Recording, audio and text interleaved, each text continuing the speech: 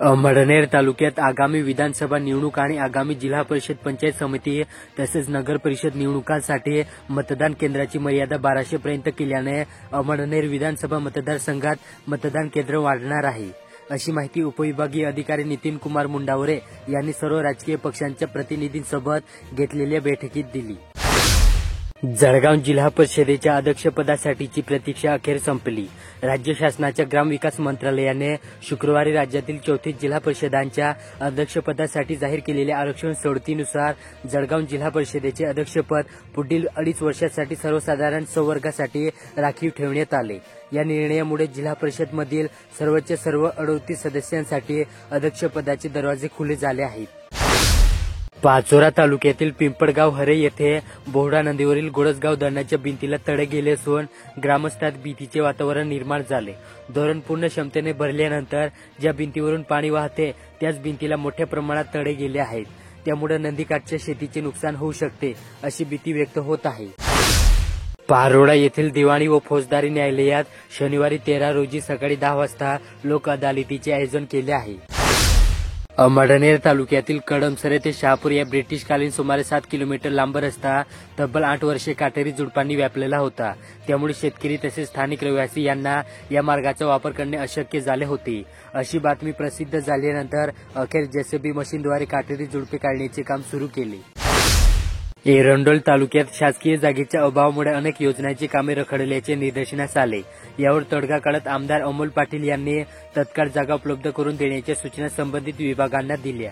गुरुकुलांची कामे थांबवू नका, गरजू लाभार्थ्यांपर्यंत योजना पोहोचलीच पाहिजे अशा सूचना त्यांनी दिल्या। गावाचा सर्वांगीण विकास साधण्यासाठी ग्रामपंचायतीने एकत्र येऊन काम करण्याचे आवाहन उपमुख्य कार्यकारी अधिकारी महिला व बालकल्याण विभाग हेमंत बदाणे यांनी केले। ते अमळनेर येथे झालेल्या मुख्यमंत्री समृद्ध पंचायत राज अभियानच्या तालुकास्तरीय कार्यशाळेत बोलत होते। चाळीसगाव येथील खडकी फाट्याकडून दामणगावकडे येत असताना दुचाकीचे टायर फुटल्याने झालेल्या अपघातात कडमोडू येथील एक जण जागीच ठार झाला। बडगाव तालुक्यात आपल्या संस्कृतीचे संवर्धन, स्थानिक लोक परंपराचे जतन व्हावे या उद्देशाने केशव स्मृती प्रतिष्ठान व माजी आमदार दिलीप वाघ युवा फाउंडेशन यांच्या विद्यमाने भुलाबाई महोत्सवाचे प्रथमच आयोजन करण्यात आले। चोपडा तालुक्यातील अडावद येथे जगदीश नगरातील रहिवासी आबा गोरख महाजन वय 36 या कर्जबाजारी शेतकऱ्याने सततच्या नापिकला कंटाळून अति घोड्यांचे सेवन करून आत्महत्या केली।